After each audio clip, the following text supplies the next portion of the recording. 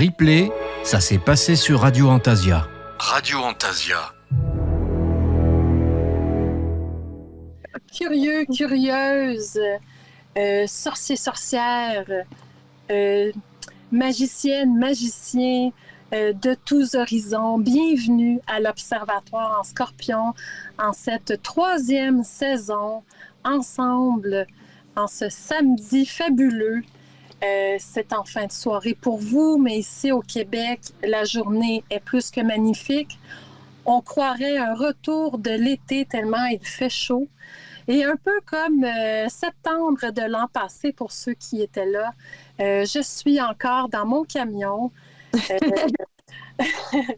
quelque part au Québec, loin de chez moi, à crever de chaleur pour cette émission. Pardi, ça fait drôle de revenir, mais je ne suis pas au même endroit. Donc, je n'aurai pas accès au chat, mais s'il y a quoi que ce soit, Alina a ses yeux de lynx, ses yeux de féline qui sera là pour nous partager ce que vous allez écrire et échanger. Je prendrai des nouvelles de vous en début de 2e heure, soyez-en certains. Et donc, c'est ça. Bienvenue. Bienvenue à toi, Kat. Hey! Salut Maggie! Je pense que toi aussi, tu es encore en voyage, quelque part autre que chez toi. Oui, c'est ça. C'est que c'est un festival que je répète cette année, que je participe autrement que l'an passé. Mais la journée est tellement belle, là, mais il fait si beau. C'est vraiment les couleurs. Je suis tout près d'un lac, au lac Mégantic. Puis c'est magnifique les couleurs là, vraiment là c'est inspirant puis pas plus beau que le soleil bleu, aucun nuage dans le ciel. Puis il fait vraiment beau. Ah c'est vraiment exceptionnel comme journée là, vraiment. Fait que c'est ça, fait que c'est la beauté plein les yeux, donc la beauté plein du cœur, hein, plein le cœur. Ah oui, totalement. L'événement vient tout juste de se terminer. Je me suis éclipsée pour ces 2 heures avec vous. Je suis dans un événement qui parle de la fibre de lin. Fibre qui a été oubliée ici au Québec, même si on a été très proche de cette culture, un peu comme en France. D'ailleurs, où est-ce qu'il y a encore des personnes qui gardent ce savoir dans des musées, des petits festivals ici et là. Mais on est un peu, je pense, au même point là, pour avoir parlé à des personnes de l'autre côté de l'océan au niveau de la culture de cette fabuleuse plante qui nous suit depuis même la période néolithique. Parce que si on parle du néolithique, c'est 5000 ans avant Jésus-Christ. Mais c'est ça, on va vous en parler peut-être plus vers la fin de l'émission parce que c'est ça, je suis là, j'ai plein de lin dans les narines, dans les mains, dans les cheveux. J'ai ma belle robe de lin viking que je portais fièrement aujourd'hui. J'ai mes 2 pièces ancestrales aussi là, que je transporte avec moi là, comme un peu un grand-papa puis une grand-maman qui, c'est ça, pour les travaux de lin que les gens regardent impressionnés. C'est des choses qu'on est en train d'oublier, mais qu'on essaie de ramener, de préserver. Mais c'est ça, on va terminer un peu avec ça, l'émission avec ça. Pas l'émission, mais la première heure. Et lors de la 2e heure, je vous lirai un peu. Alors, vous savez bien que j'aime vous lire des histoires, des anecdotes, des choses qui peuvent faire rêver ou réfléchir. Donc, nous irons dans cette direction en début de 2e heure, après avoir pris de vos nouvelles au travers du chat. Et dans la 2e heure, pour les personnes peut-être qui ne sont pas au courant, on vous avait présenté Mo à la fin de la 2e saison. Et donc, il sera là en 2e heure, en 2e partie de 2e heure. Pour surfer un peu sur le sujet qui nous amène ici aujourd'hui dans l'émission de l'Observatoire. Donc, nous allons parler de nos débuts de pratique, des aléas, des errances peut-être que nous avons pu vivre en tant que jeunes pratiquants dans nos incertitudes et notre jeunesse. plein de fougue ou de questionnement ou de ce petit côté rebelle qui peut facilement nous habiter hein, quand on grandit dans un monde où est-ce qu'on peut se demander où est notre place. Donc, voilà. Kat, avais-tu quelque chose à ajouter? Ben non, moi, c'est go with the flow. Hein. Non, j'ai rien à ajouter. J'ai juste bien hâte là, de pouvoir t'entendre sur le sujet du lin, surtout. Puis, Oui, de oui. jaser de nos pratiques ancestrales privées. Ouais, aussi. Donc, allons-y par ces débuts. Pourquoi avoir choisi ce sujet? Mais écoutez, on est en septembre. On est dans une espèce d'effervescence, mais aussi, hein, on vient de traverser l'équinoxe, qui est un moment d'équilibre, mais qui nous amène, hein, qui dit équilibre aussi, ça frôle le déséquilibre dans le sens que ça prend pas grand-chose hein, pour faire pencher une balance, pour qu'une saison change, pour être sûr de quelque chose dans nos vies et qu'une rencontre puisse changer totalement notre vision des choses. Des fois, ça peut être un événement, des fois, ça peut être c'est ça, quelque chose qu'on vit, quelque chose qu'on lit. C'est ça me donnait ce sentiment-là de faire hey, mais oui, mais c'est ça, dans ce moment-ci effervescent où est-ce qu'on s'en va vers les grands froids et tout ça, se rappeler de nos débuts. Hein? Ça nous rappelle aussi d'où est-ce qu'on vient, hein, au-delà de nous-mêmes. Ça nous fait regarder un peu en arrière. Puis des fois aussi, ça nous fait réaliser un peu le chemin parcouru. Fait que c'est important, je pense, d'avoir un regard derrière soi, de regarder nos pas, d'avoir un regard tendre aussi et bienveillant, hein, pas être trop dur envers tout ce qu'on a pu vivre ou faire vivre aux gens autour de nous. Si au travers de ça, on a grandi, on appelle ça des leçons de vie aussi. Hein? Puis des fois, des interactions qu'on peut vivre avec d'autres personnes, mais ça peut, ces personnes-là aussi, si on se retrouve sur le chemin de vie d'une autre personne, c'est qu'il y a les autres personnes aussi ont des choses à apprendre au travers de ça. Fait que ça l'englobe tout ça. Fait que quelque chose de très simple qui peut devenir comme dans un sens très complexe, mais pas une complexité à nous à ternir notre lumière, mais au contraire à l'observer puis à l'aimer davantage si c'est possible. En tout cas, se permettre ça, je trouve ça inspirant. Donc, pour inspirer les gens comme ça, mais il faut se commettre aussi. Ah, c'est bien beau, moi, que je vous parle ou que Kat, on vous parle de nos expériences. Pas qu'on vous parle de ça, mais de le manifester c'est ça, en partageant un peu nos expériences dans ce sens-là. Ouais.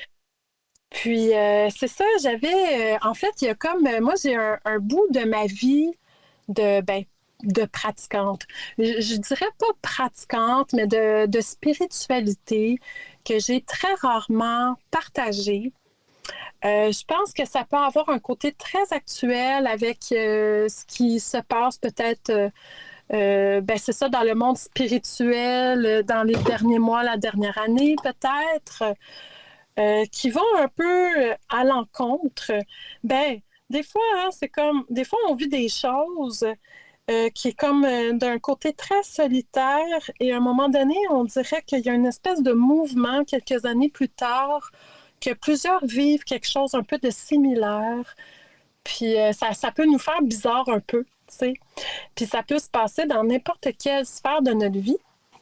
Puis, en tout cas, je vous dis ça comme un peu un parallèle. Vous verrez en m'écoutant si ça vous interpelle, ce genre de réflexion-là ou pas. Ça vous appartiendra rendu là. Mais c'est ça, fait que je vais vous partager un petit moment spirituel dans ma vie que j'ai rarement partagé. Déjà, juste en parler un peu avec Kat, parce que c'est ça, jeudi, on s'est comme rencontrés virtuellement pour parler un peu de l'émission. On se prépare toujours une petite affaire, au moins. Ouais. avant. Puis c'est ça, fait que je partageais déjà un peu cette histoire-là, puis de me commettre à la raconter. Puis ça me faisait vivre des petites émotions quand même, tu sais. Puis c'est surtout de réaliser où est-ce que j'en suis aujourd'hui au travers de tout ça, mais que tout ça fait sens aussi en même temps. Oui, puis c'est une belle histoire aussi, ton histoire. Oui, ben oui, je pense que oui. Oui. Donc, c'est ça mes premiers pas. Bon, il y en a qui ont certainement entendu mes premiers rituels d'enfant, hein, quand que j'ai sauvé un oiseau, puis que j'ai senti le besoin de lui construire des petites pierres, un petit tumulus de pierres protectrices. Mais là, on va aller beaucoup plus tard que ces petits événements enfantins, pleins de naïveté, de bienveillance et un petit côté intuitif, hein, à ce genre d'action-là d'enfant. On va vers l'adolescence. Je me rappelle que quand j'ai commencé, ben pas commencé, mais ça fait des up and down, hein, ça va avec les aléas de la vie. On a déménagé à Montréal, puis je me suis fait des nouveaux amis, et puis une fois installée, eh bien là, on retrouve un peu cette pratique spirituelle en ayant grandi un peu, mais c'est ça, un peu plus ancré, hein, quand on retrouve des racines, quand on s'enracine dans un espace. Puis, donc, j'avais déjà des intérêts de magie blanche avec ces fameux magazines, hein, que c'est comme les premières choses que je m'étais achetées là, en commençant à faire du gardiennage. Mais ensuite, on a déménagé à Montréal, comme je disais un petit peu plus tôt. Puis, on s'est retrouvés, ben c'est ça, je me suis refait un nouveau cercle d'amis et je suis retombée un peu dans ces recherches-là spirituelles. J'ai trouvé l'alphabet des dragons. Puis là, je m'étais toute inscrit ça en peinture rouge dans mon garde-robe. Je trouvais ça rigolo que le prochain locataire, quand on allait déménager un jour, qui trouve ça dans un espace un peu incongru, puis qu'il ne sache pas c'est quoi. Tu sais, je trouvais ça drôle un peu, puis en même temps, c'est comme quelque chose que je voulais apprendre parce que j'étais vraiment impressionnée des dragons. Pour moi, ils avaient vraiment existé, tu sais, je les imaginais. Tu sais, on a l'imagination aussi qui se rapproche vraiment de la réalité, où est-ce on dirait qu'on est capable de ressentir l'émotion que ça nous suscite et de vraiment avoir comme notre imagination qui se semi-manifeste. Tu sais, sans vraiment le voir, je peux m'imaginer voir quelque chose d'extraordinaire. Fait que les dragons, ça me faisait un peu cet effet-là. Puis au travers de ça, ben c'est ça, fait que j'avais ça, on expérimentait un peu l'hypnose, on trouvait des bouquins qu'on lisait, puis que j'essayais avec quelques amis qui étaient in pour essayer. Puis j'ai rencontré mon premier comme vrai, ben ouais, mais la personne avec qui que je me serais mariée, mon seul mariage et divorce finalement. Mais c'est ça, mais j'ai rencontré, c'est ça, un jeune homme dans ce temps-là. J'étais comme en secondaire 5, donc dernière année du secondaire, avant qu'on rentre dans les cégeps, universités et tout ça, là, pour essayer de faire un peu un parallèle avec les personnes qui sont en Europe. Et donc, c'est ça, je le rencontre, puis lui il se trouve à être dans une famille de protestants. Et puis, bien, veux pas, ça m'intrigue, hein, au-delà de ce qu'on peut dire de tout ça, des croyances catholiques ou de Jésus, ou de ce genre de choses-là.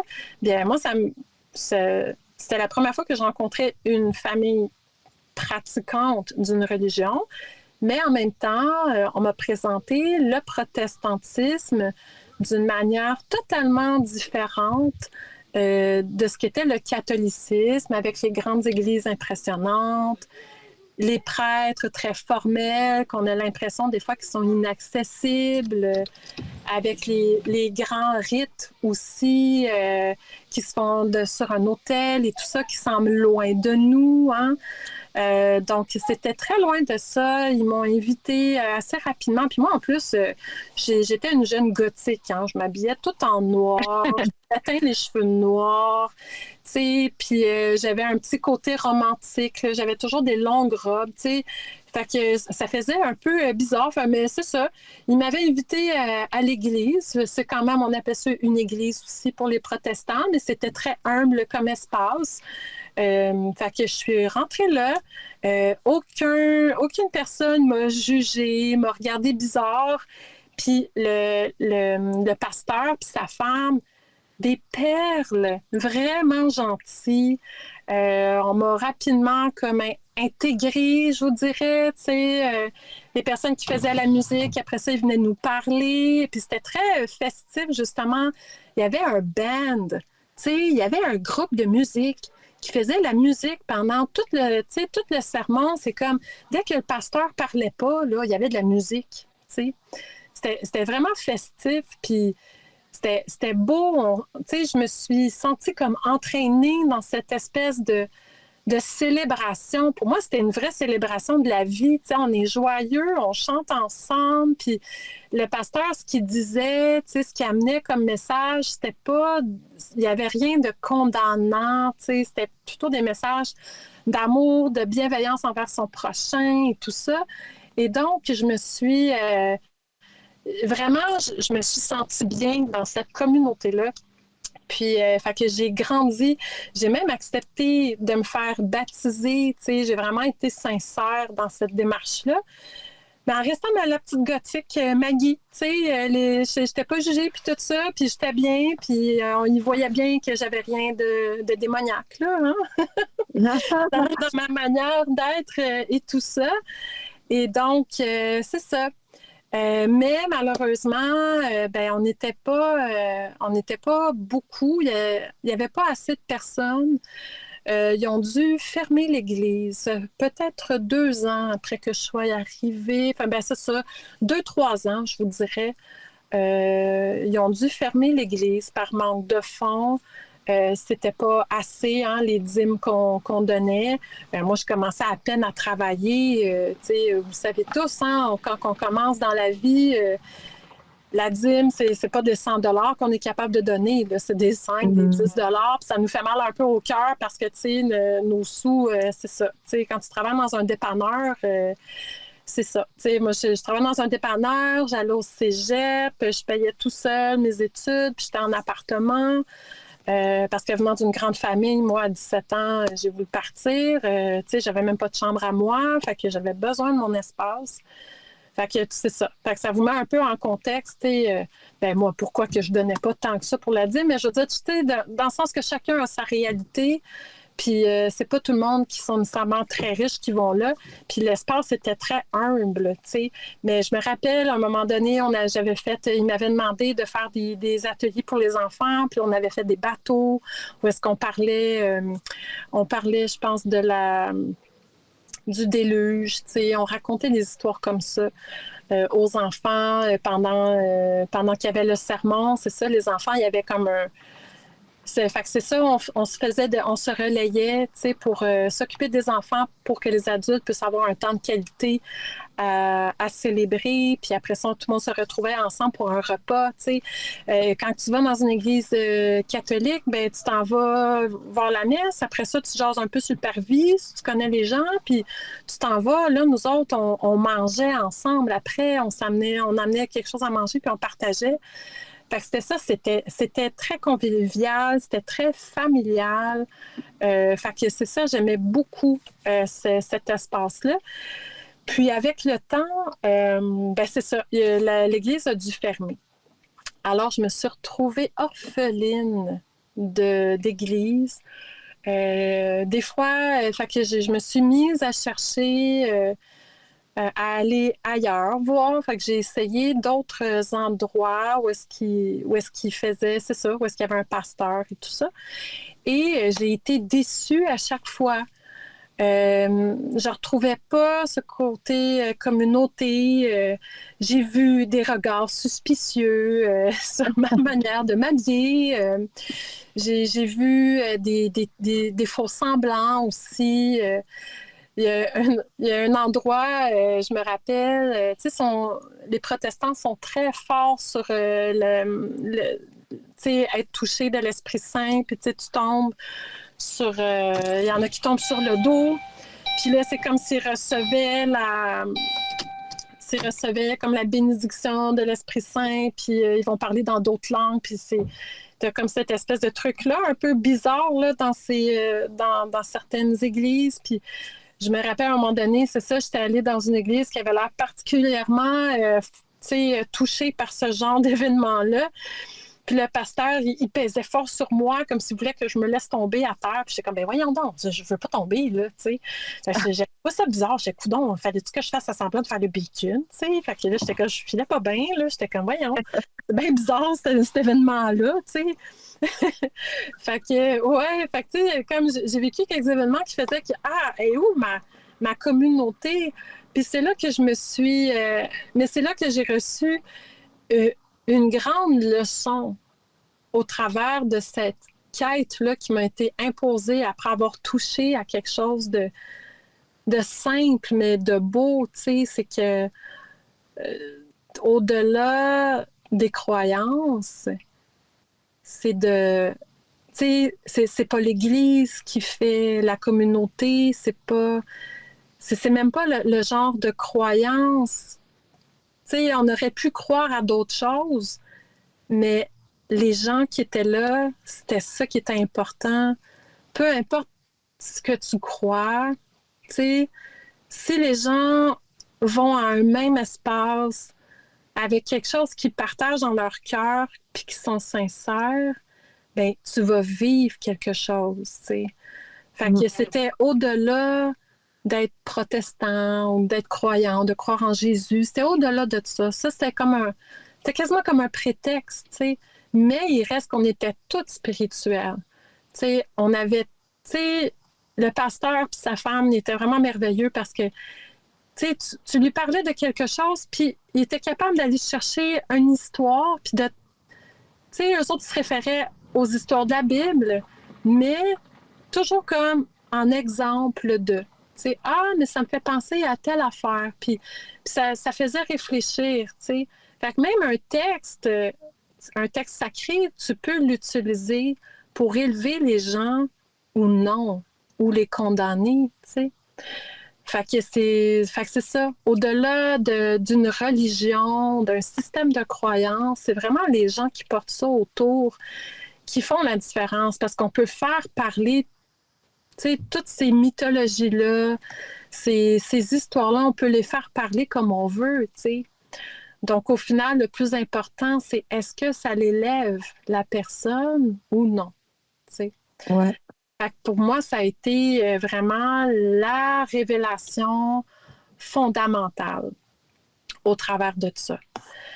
Fait que je te dirais que suite à ça, ça m'a un peu, j'aurais envie de dire libérée, mais pas tant. En fait, ça m'a enlevé cette espèce de malaise que j'ai vécu après tout ça parce que vu que je m'étais volontairement fait baptiser, tu sais, c'est comme une espèce d'allégeance, hein? C'est comme, tu sais, tu veux continuer à honorer ta parole, tu sais. Mais je me suis rendu compte que c'était au-delà de ça, tu sais.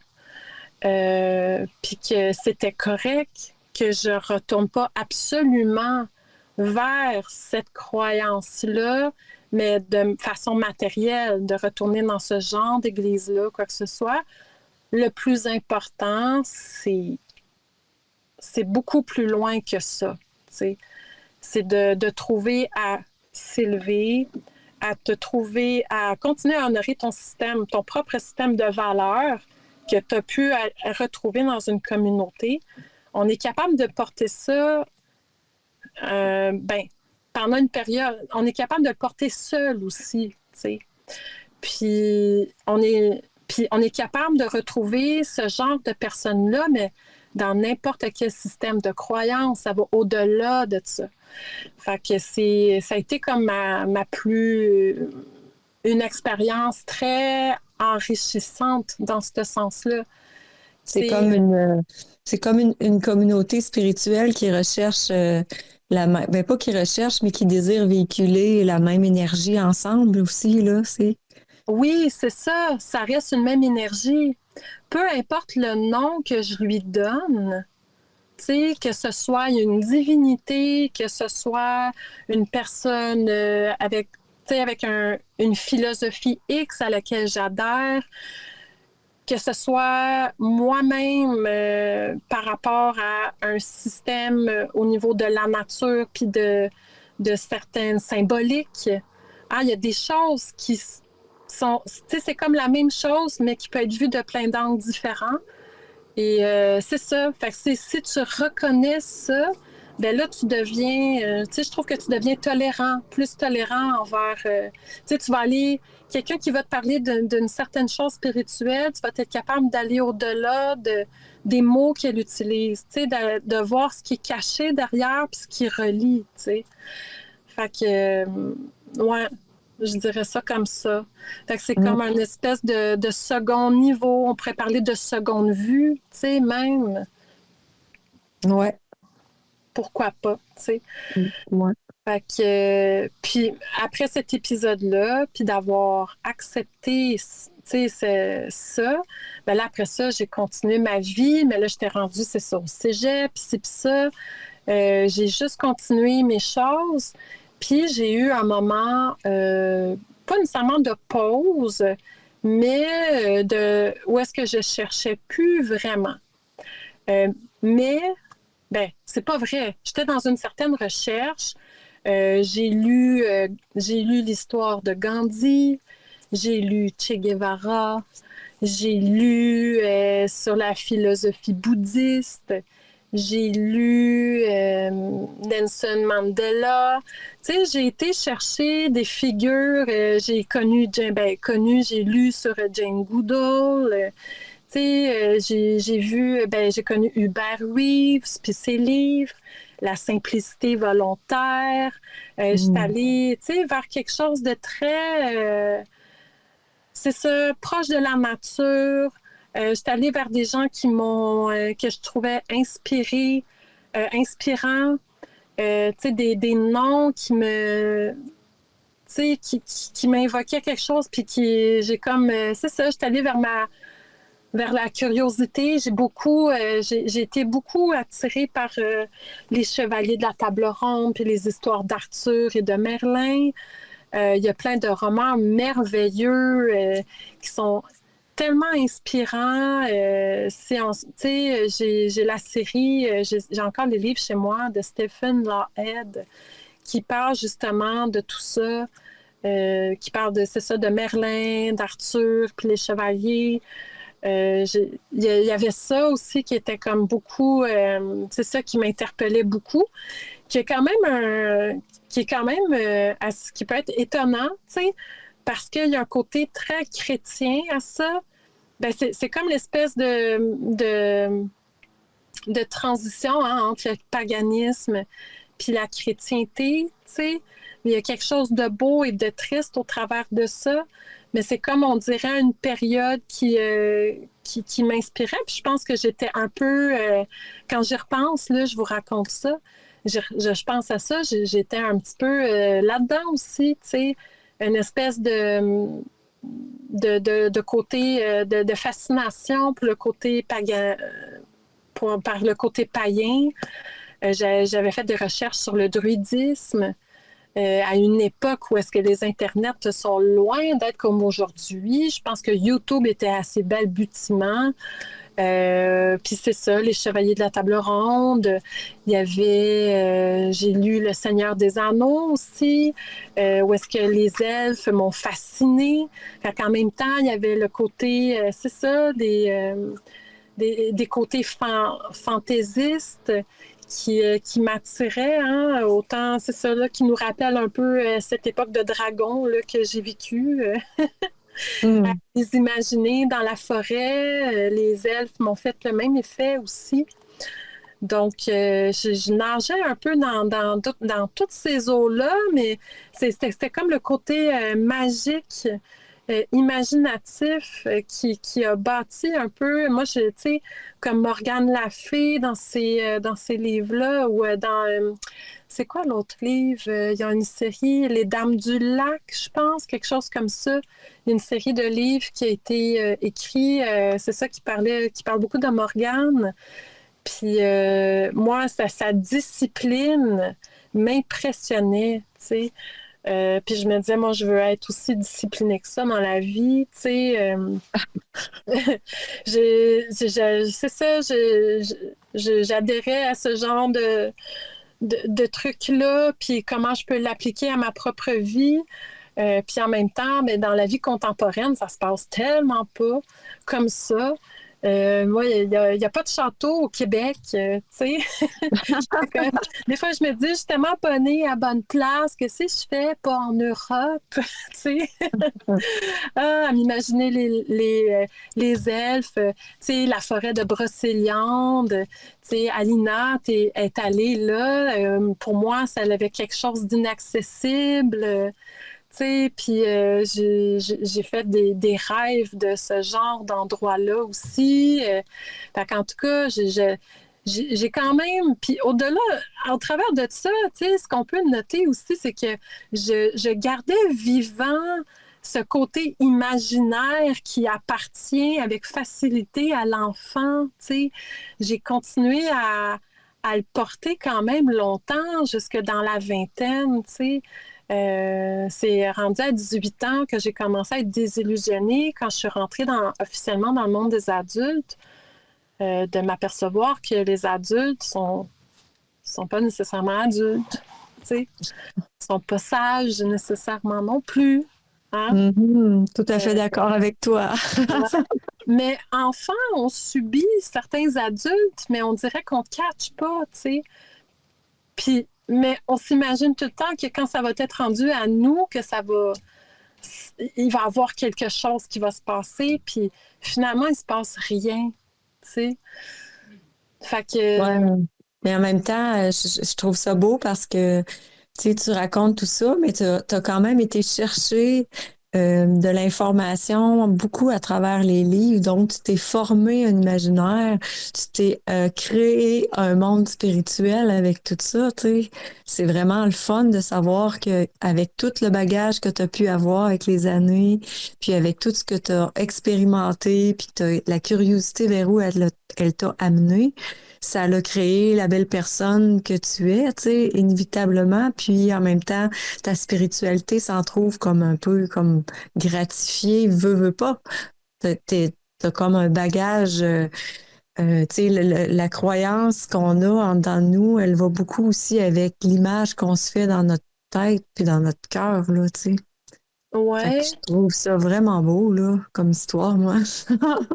ben merci. Une Mm. des choses que j'ai appris au travers de ça, c'est de pas c'est pas de devenir aigri, hein, par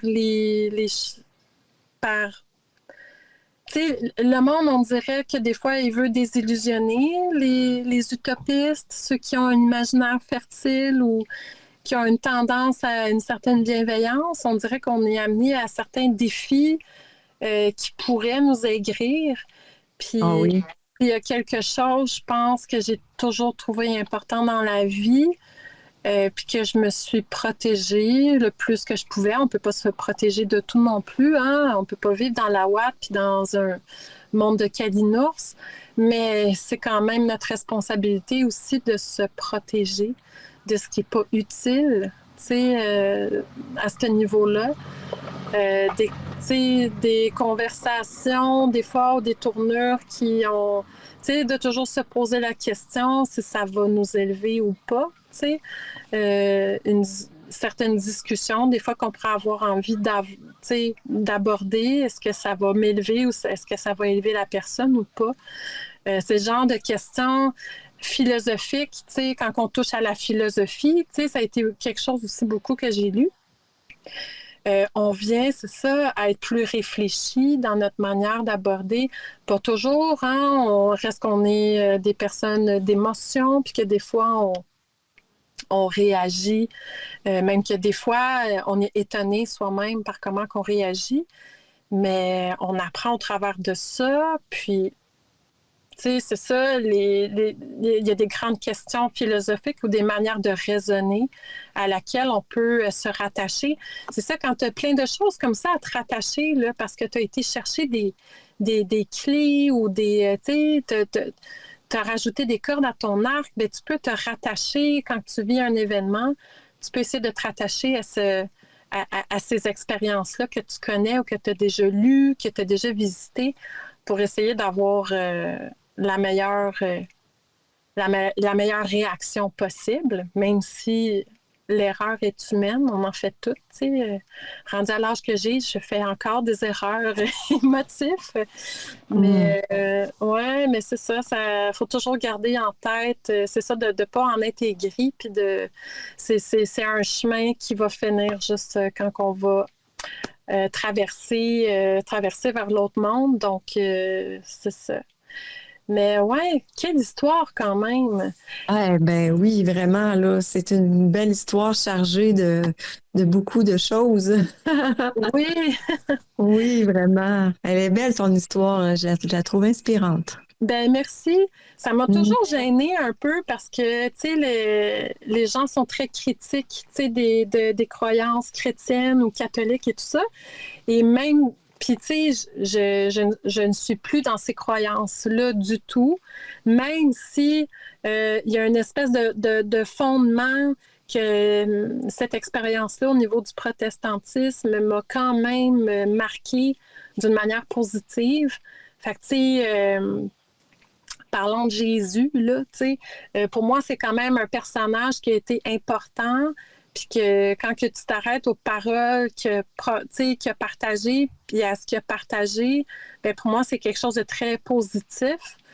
Puis pour moi, c'est comme probablement un philosophe, comme d'autres ont parsemé notre terre au fil du temps avec des grandes des choses à laquelle réfléchir pour nous faire avancer, évoluer, devenir meilleur. Fait que, pour moi, ça va dans cet ordre-là. Donc, je suis loin de ne pas adhérer à la parole de cette personne. Mais on fait attention aux instances autour de ça. Quand on regarde au niveau de l'histoire, ben, c'est peut-être plus ça qui a été négatif. Fait qu'il faut faire la différence avec tout ça. Mais sinon, je sais quand même pas le système de croyance à laquelle que je vis tous les jours. Je me considère pas mal plus païenne. Et c'est plutôt, je suis pas je crois pas qu'à une seule chose ou un seul Dieu. Je crois à plusieurs choses qui ont plusieurs visages, plusieurs facettes aussi. Je trouve que c'est la manière la plus sage d'aborder le monde puis d'être tolérant envers les autres aussi.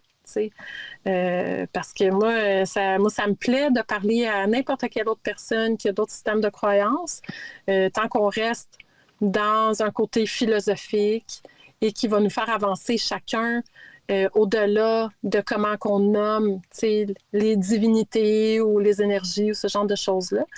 Puis c'est pour ça aussi que j'adhère beaucoup à Demoiselle étrange, puis qu'on fait partie. Je pense toi aussi, Kat, je ne vais pas parler pour toi, mais je pense que c'est ce qui nous rassemble autour de ce projet, de ce collectif-là.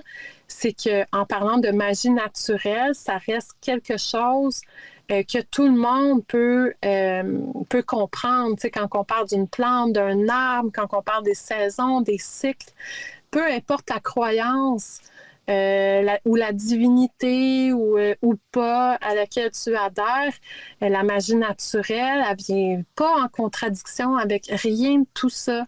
Elle est complémentaire, que tu crois en Bouddha, que tu crois en Jésus, que tu crois en un seul Dieu ou en une panoplie de dieux, la nature reste pareille. Puis ces messages, ces symboliques restent pareils pour toutes ces personnes-là qui ont des croyances différentes. Fait que je trouve ça rassembleur. Fait que c'est ce qui est beau de Demoiselle étrange aussi. C'est tout à fait vrai. Je suis d'accord avec toi. Ouais. Merci. Puis, et toi, Kat, est-ce que tu as une anecdote?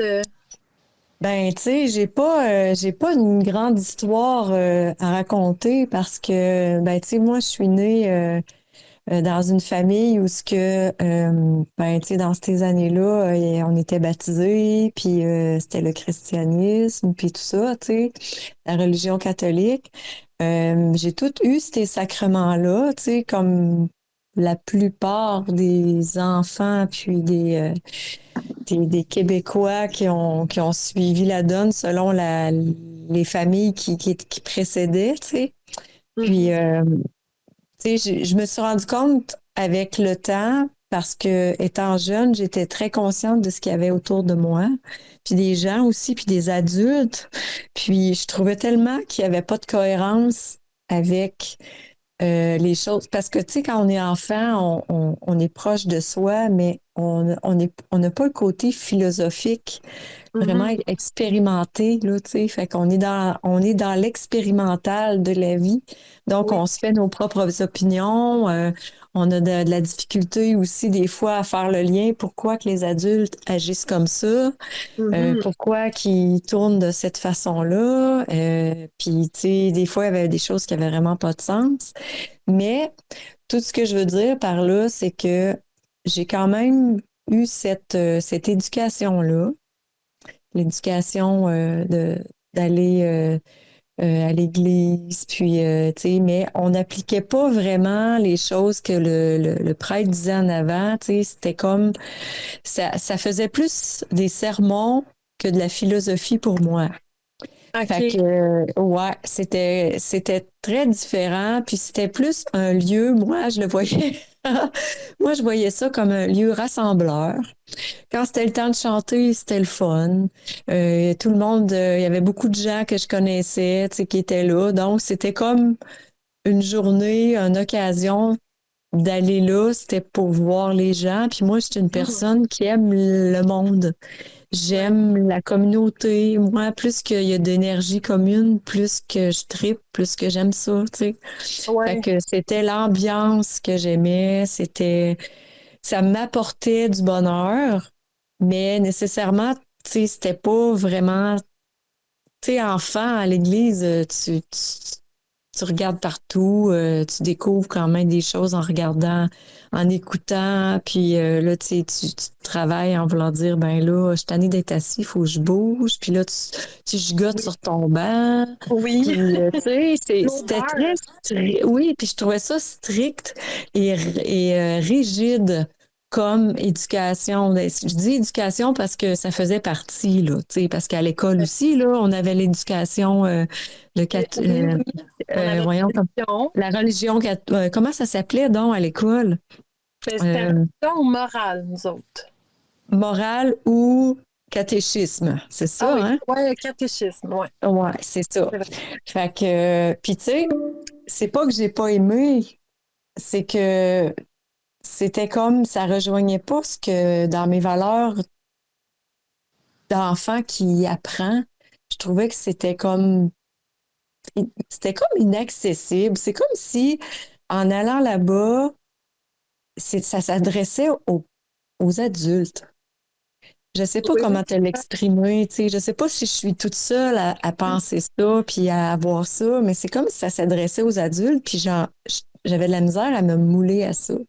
Fait qu'à un moment donné, j'ai demandé à ma famille, je l'ai dit surtout à ma grand-mère parce que j'allais souvent avec ma grand-mère parce que ma grand-mère était vraiment très, très religieuse, puis tu sais, puis elle nous a amenés au chalet à l'été. J'habitais là-bas tout l'été, ben, en tout cas une partie de l'été. Puis il fallait Mhm. aller à la messe avec elle. Puis j'ai demandé à ma grand-mère, j'ai dit, hein, grand-mère, j'ai dit, je pourrais-tu genre servir la messe parce que je voyais quelqu'un qui servait la messe, tu sais. Tu sais, me rendre utile autrement que juste d'entendre ce que Oui. le prêtre disait, puis de chanter, tout ça. Fait que j'ai quand même, vraiment, là, moi aussi, c'est la première fois que j'en parle, là. Ouais. J'ai quand même servi la messe. Wow! J'apportais, ouais, j'ai fait ça, puis je trouvais que le rituel que le prêtre à son hôtel, tout ça, j'aimais ça.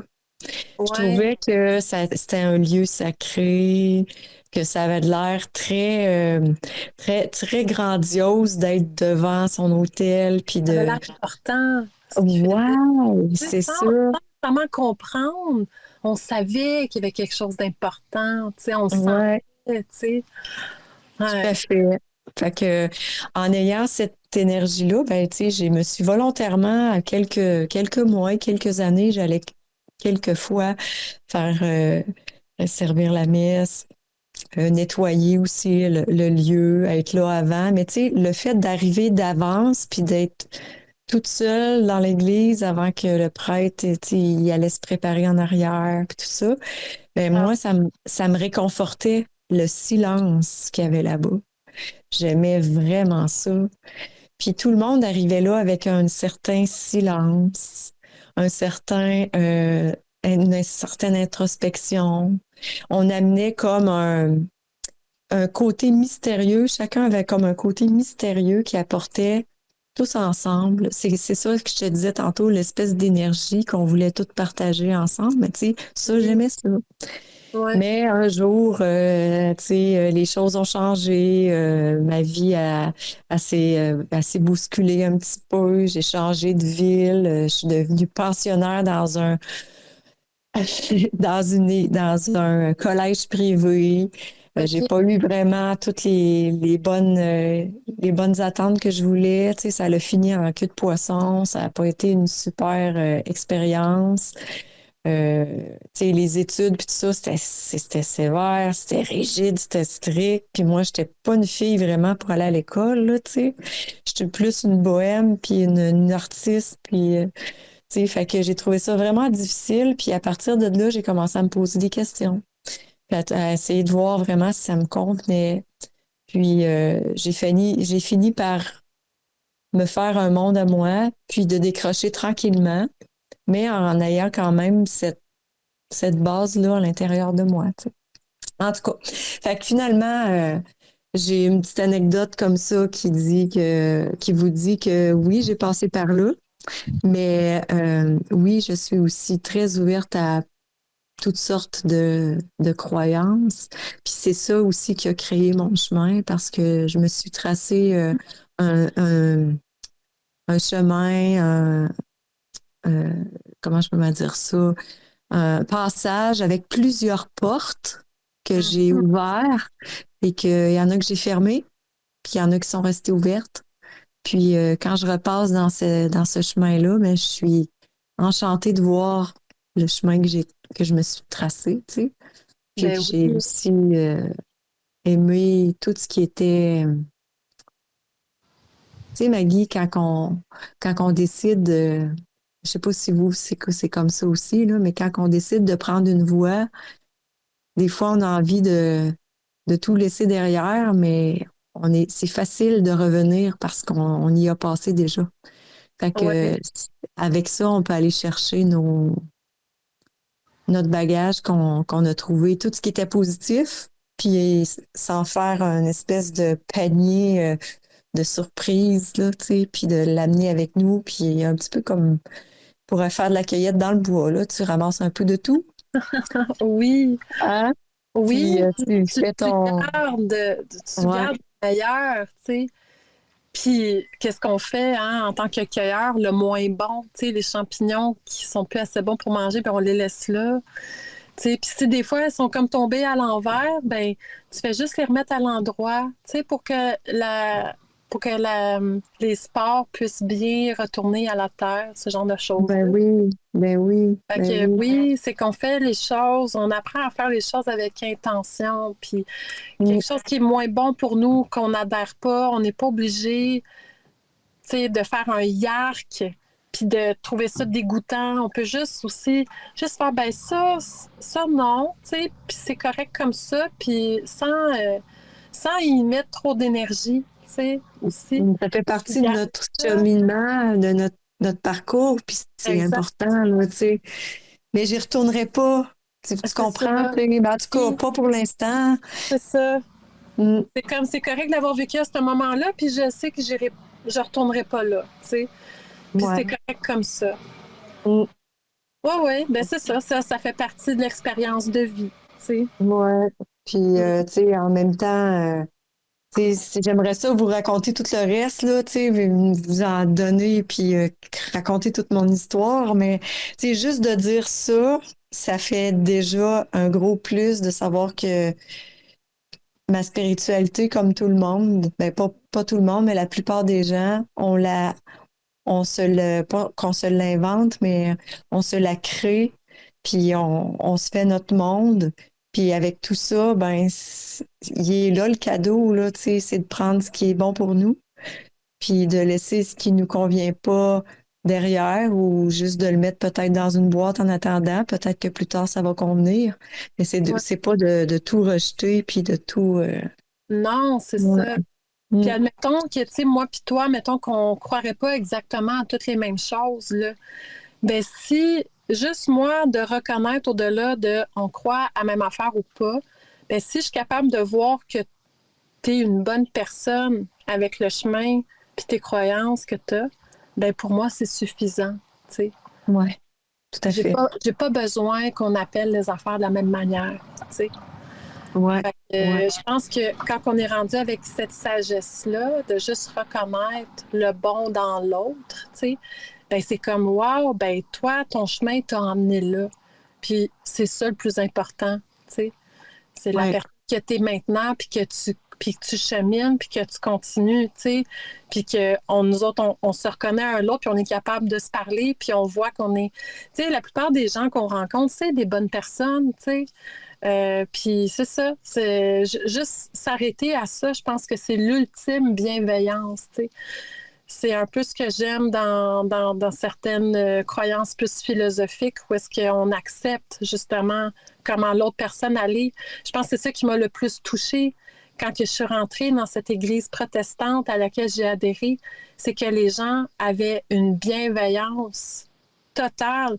Au-delà de la petite fille, de la jeune ado là, qui s'habille tout en noir avec les cheveux d'en face, ben, ils reconnaissaient que crime, j'étais une bonne personne, tu sais. Ça, Mhm. touché pas mal plus. Tu sais, c'est une des choses qui m'a le plus touchée dans ma vie, là, tu sais. Quand Oui, t'es pas vraiment vu, puis que tu sais, que t'arrives dans un endroit comme ça, puis que tu sens que les gens sont spirituels pour vrai, puis que c'est ça, elles voient au-delà de, tu sais, de ce que tu portes, puis tout ça, tu sais. ouais. Il y a une des Puis, choses tu qui sais, m'a... la spiritualité, là, c'est dans le cœur, hein. Mais, je sais combien de fois que ça reflète dans le regard des gens, là, tu sais. Fait que ça aussi, c'est un signe, là, tu sais, quand tu es capable de regarder profondément le regard de quelqu'un, puis de voir au-delà de ce qu'il est, de ce qu'il dit, de ce qu'il, tu sais, l'apparence qu'il a, ou ben la façon qu'il s'exprime, quand tu peux voir le cœur dans le regard des gens, moi, je trouve que ça, ouais, c'est ça. On dirait que c'est ça que j'ai appris avec les années.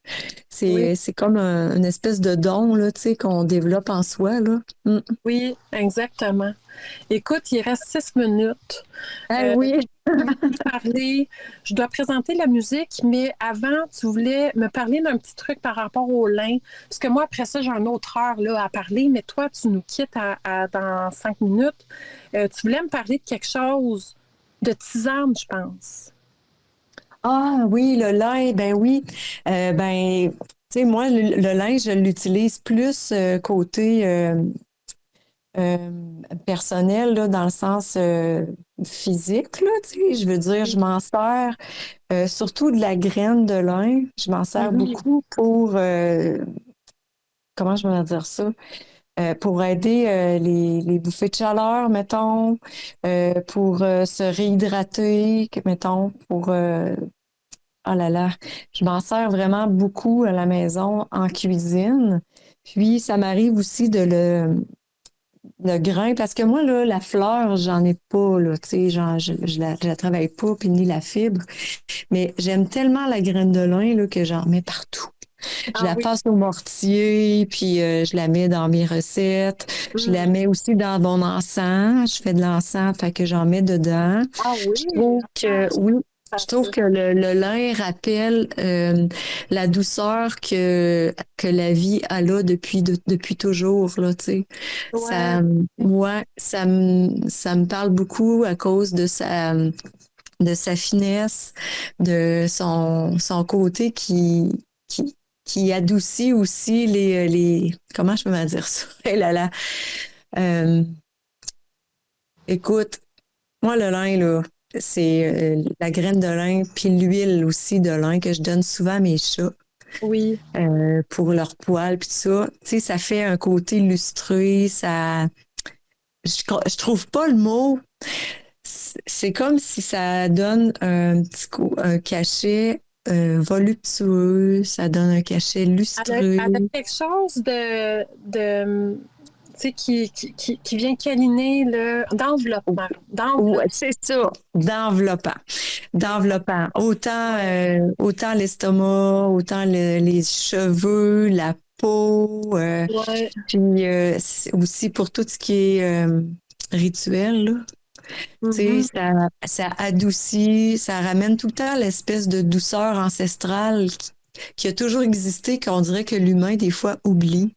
Fait que des fois, pour me faire un petit velours dans mes trucs que je fabrique ou bien en rituel ou sur mon hôtel, je vais apporter la graine de lin. Ouais. Fait que, ouais, c'est comme ça que je l'utilise. Ouais. Elle a une belle fleur mauve, hein? En Elle plus, est oui, vraiment au bout des tiges. Donc, elle a un côté, c'est ça, le mauve nous ramène au côté spirituel. spirituel, Ouais. au, comment qu'on appelle ça, voyons, le cinquième élément. Voyons, ça me sort de l'idée, là, mais euh, c'est ça. Puis la capsule après aussi qui est très au bout, là. L'éther. L'éther, c'est ça. Merci, Alina. Les capsules, son côté très air aussi, là, quand tu vois un champ Oui. de lin puis que le vent va dedans, là, c'est vraiment comme des cheveux. Tu sais, je me dis, autant en Europe, c'est ça, tu as le lin qui a cet effet-là. Ici, au niveau autochtone, ça serait le sweetgrass, là, hein, le foin d'odeur qui rappelle Mhm. ce genre de feeling-là là, quand que tu le vois dans un champ. Et c'est ça. Donc, oui, puis t'as le lin, c'est ça, pour le consommer. Je ne sais pas si vous avez déjà fait... OK, moins d'une minute, on a moins d'une minute. Mais c'est ça, quand on met des graines qu'on fait chauffer avec de l'eau, puis ça devient gélatineux là, sur la peau, c'est Oui. exquis. Tu sais, ça l'adoucit vraiment. Mhm. Mhm. Puis, je vais vous présenter la musique. On finit genre sur les chapeaux de roue. Donc, deux musiques très effervescentes. Serpent de Sharon Van Etten et The Meaning of My Life, Peter Murphy. Tellement d'actualité par rapport à ce qu'on a parlé aujourd'hui. Donc, on vous laisse sur ces deux pièces magnifiques. Merci, Kat, de m'avoir rejoint pour la première heure. Oui, on se voit la prochaine semaine, la prochain mois. Oui, en octobre. Merci. À tout de suite. Bye. Replay, ça s'est passé sur Radio Antasia. Radio Antasia. J'espère que vous avez apprécié ces deux pièces d'une belle effervescence et on dirait que c'est vraiment comme ça met le pied dans la vie, hein, avec des grandes questions. Hein, Peter Murphy qui chante avec tellement d'émotion. Hein, The meaning of my life, hein, ce que ma vie signifie. On se pose toute cette question dans l'adolescence, parfois même enfant, jeune adulte. Des fois, ça nous revient au fil du temps. Puis, c'est ça. Donc, j'ai des personnes, Alina m'a envoyé des réponses des auditeurs, des personnes qui sont dans le chat. Merci. Et je vais vous lire de ce pas. Donc, Lysia qui dit « Je viens d'une famille catholique, mais je ne me suis jamais retrouvée dans les discours qu'on me faisait. Par contre, j'ai toujours été attirée par la Grèce antique et les dieux grecs. Un jour, j'ai découvert l'hellénisme. Je me suis renseignée dessus sans trop d'attente, puis après une grosse opération médicale, je me suis suis réveillée de l'anesthésie avec la petite voix qui me disait « Tu vas enfin accepter tes croyances et les embrasser sans aucune honte. » Imbécile! Et me voilà où j'en suis. Ben c'est ça, hein? Des fois, on est dans une certaine, dans un système de croyances que la famille porte. Au Québec, ça a été très présent, hein? Moi, puis Kat, on est dans les mêmes eaux, hein? Fin 70, début 80, c'était très présent. Fait que c'est sûr, ça fait partie de notre enfance et tout ça, mais on ne fait pas non plus l'apologie du catholicisme, mais il reste que c'est dans ce genre de famille qu'on est né. Ça a été quelque chose de très présent au Québec aussi. Donc, mais tu vois, comme Lisa le mentionne, ben, c'est pas parce qu'on est né là, dans un genre de croyance qu'on est obligé d'embrasser ça. Des fois, on va se sentir appelé ailleurs. Moi, je suis appelée par la mythologie nordique, donc c'est très loin du catholicisme aussi, malgré tout. Donc, c'est ça, je vais juste faire le point pour pas qu'on ait l'impression qu'on dise à tout le monde de vivre ce genre d'expérience. C'est seulement un partage et non une apologie. En tout cas, vous l'avez compris avec la première heure. Robert dit « En ce qui me concerne, j'étais à la recherche d'une spiritualité. Celle qu'on m'avait enseignée ne me convenait pas. » Et c'est souvent ce qui arrive. Robert dit ensuite, « Aujourd'hui, je me définis comme païen, mais je garde de mon passé catholique l'enseignement de Jésus que je trouve en tout point parfait. » Et je te comprends, Robert, je suis un peu dans la même perspective. Lysia dit, c'est une des choses que j'ai aimées dans le polythéisme. On ne remet pas en question l'existence des autres dieux.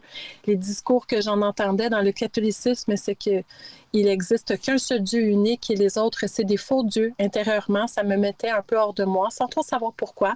Mais maintenant, je comprends un peu mieux. Donc, c'est ça, tout à fait légitime et comprenable, Lysia. Je te comprends dans ce grand questionnement que tu avais. Donc, c'est ça. Merci pour vos réponses au courant de l'émission. Si jamais il y a d'autres messages, Alina pourra me les envoyer aussi. Je peux les voir au travers de la magie des internets. Donc, merci encore d'être là. Donc, on finissait un peu avec le lin. Je voulais absolument que Kat nous en parle un peu avant de partir parce que c'est ça, je suis à un événement qui parle du lin. On parle beaucoup du lin textile, donc la transformation. Et puis, pour se rappeler que le lin fait partie de notre humanité depuis l'Égypte antique, depuis le néolithique. Donc, on parle de 5000 ans avant Jésus-Christ et les premiers tissus de lin qui ont été trouvés n'étaient même pas destinés aux vêtements. C'était des tissus qui faisaient à peu près 10 cm de large. Puis, c'était pas des pièces qui étaient cousues ensemble pour faire quelque chose de plus grand. Donc, elles avaient d'autres fonctions qui ne sont pas nécessairement toutes connues, mais une d'entre elles était pour la préservation des papyrus, parce que ça, c'était fait en peau d'animaux. Et donc, on écrivait des textes sacrés souvent sur ce genre de papier, des archives familiales, donc des documents très importants et qui pouvaient facilement être abîmés par l'eau, par n'importe quoi, par la vermine aussi, par les insectes et tout ça. Donc, le lin servait à préserver ces documents-là. Donc, souvent, on les enroulait avec du lin, on les scellait dans des poteries et on remettait en plus par-dessus ça le lin. Puis, comme preuve, ben, tu sais, moi, en travaillant beaucoup le lin et la laine, j'ai eu un problème de mythe chez moi. Et je peux vous dire que les mythes adorent la laine, hein, qui a un côté où est-ce qu'ils vont chercher le côté gras de la laine qui va toujours rester. Puis le lin n'en a pas. Donc, même quand elle décide d'aller visiter le lin, on sent que c'est vraiment pas pour c'est pas quelque chose qu'elles aiment. Donc, c'est quelque chose qui a été reconnu, hein, qui a été observé par nos anciens, et donc, ils s'en sont servis beaucoup pour ça. Et ça a été utilisé aussi dans les rites mortuaires. Je vais vous lire. J'ai un beau 3 pages. Hein, je parlais un peu de lecture tantôt que je vais vous faire. Et justement, ça va parler de la dimension spirituelle, ritualistique du lin. Donc, je vais vous lire ça. Je pense que ça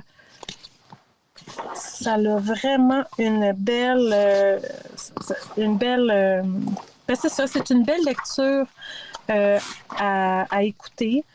C'est sûr que ça a encore une fois peut-être un côté religieux, hein, mais on est capable, comme on dit en première heure, de regarder au-delà de ça et de reconnaître l'importance de voir, c'est ça, l'importance du lin dans nos civilisations, au-delà de la religion à laquelle que ça peut toucher, mais que de comprendre l'idée derrière, la symbolique, le côté lumineux du lin, son importance dans l'histoire de notre humanité. Donc, ça se nomme, ce chapitre, qui fait partie du livre « Le lin, fibre de civilisation ». Du lin au linge, au linceul, à la ligne, richesse linguistique et symbolique du lin. Plantes et matières textiles. Le lin est à l'origine d'une liste étendue de mots dérivés, un lexique qui atteste de longue date sa culture, son mode de fabrication, sa valeur esthétique, son rôle social et symbolique. Le lin est à l'origine de pratiques vestimentaires où, au fil des siècles, aux faits historiques se mêlent récits épiques et légendes populaires. De la Haute-Asie, il s'est propagé en Inde, en Chine et vers l'Ouest en Égypte, 5000 ans avant Jésus-Christ, s'étendant ensuite à toute l'Europe. Pour son éclat, sa beauté particulière, il a été nommé par les Égyptiens lumière de lune tissée et associé à la déesse égyptienne Isis, la Dea Linigera, déesse du lin, des métamorphoses d'Ovide, les prêtres de son culte étant nommés Linigeri. Jules César, lors de la conquête des Gaules, entre 58 et 55 avant Jésus-Christ, impressionné par la qualité des textiles produits dans les plaines des Flandres, désigna la population sous le nom de Belgae. En celte, le nom de la Belgique était tout simplement Belk, le lin, et Bélec désignait les druides gaulois vêtus de lin. Le français lin, issu du latin lineus, de lin de toile, de linum, est attesté dès 1155 pour désigner la plante, sa tige desséchée, et dès 1180, la plante cultivée pour ses fibres, le fil, le tissu obtenu. Longue histoire de cette plante herbacée qui a donné son nom à la famille des Linacées, dont elle est le type, et à une multitude de termes, notamment de végétaux proches du lin. Linaire au 12e siècle, ou lin sauvage, aux feuilles ressemblant à celles du lin. Linaigrette en 1789 ou lin des marais, herbacée semblable au jonc, aux fleurs formant une aigrette soyeuse d'un blanc argenté. Lin de Nouvelle-Zélande ou formillon aux fibres textiles très résistantes dont on fait des paniers, cordages, tapis ou vêtements. Linaire ou linière, plantation et champ de lin, graines de lin ou linette, employées comme émollient, cataplasme ou comme huile pour la fabrication d'encre, de peinture, du linoléum ou lino, cette toile de jute enduite d'huile de lin. Quant à l'inote, c'est l'oiseau au lin, un petit passereau friand de ses graines, dont le manque de rigueur avec lequel il bâtit son nid, oubliant même parfois où il l'a fait, est à l'origine de l'expression figurée et familière être une tête de linotte, une personne sans cervelle, étourdie. Par référence à sa tige parfaitement droite, le lin est également à l'origine de ligne, du latin linea, fil de lin, cordon, ficelle, alignement, trait de plume, qui donnera au figuré ligne de parenté, suite des membres d'une famille. Son premier sens en 1100. Idée de parenté que l'on retrouve dans lignée, descendant d'une personne, et lignage, personne appartenant à la même lignée. De ligne également, dans des domaines plus technologiques, le diminutif lignette, petite ligne, ligne très mince, pour pêcher à la canne. Mince ficelle servant à confectionner des filets de pêcheurs et d'oiseleurs. L'adjectif linéaire, le verbe ligner, marqué d'une ou plusieurs lignes, délimiter, quadriller, accentuer le contour. Lignol, latin populaire linoléum, ficelle de linéa, ligne. Ceci étant au fin du XIe siècle. Gros fil enduit de pois, utilisé par les cordonniers et les bourreliers pour coudre les cuirs. Quant au mot composé longiligne, il qualifie une personne, un animal de taille élevée et aux membres longs et minces. C'est l'antonyme de bréviligne. De même, le lin est à l'origine de linge, pièce de tissu d'abord de lin, employé comme chiffon, serviette, linge de table, chemise, drap, linge de corps, et de ses dérivés, lingerie, confection et commerce du linge, atelier où l'on confectionne du linge, magasin où l'on en vend. Lingère, appelée autrefois ouvrière en linge, personne chargée de la confection, de la vente du linge ou de son entretien dans une grande maison, dans un hôpital. Rapport étroit et symbolique entre le lin, le linge et la couleur blanche, dont rendent compte les expressions comparatives à propos du teint, blanc, pâle comme un linge, drap, d'une blancheur d'une couleur du linge, donc extrêmement pâle.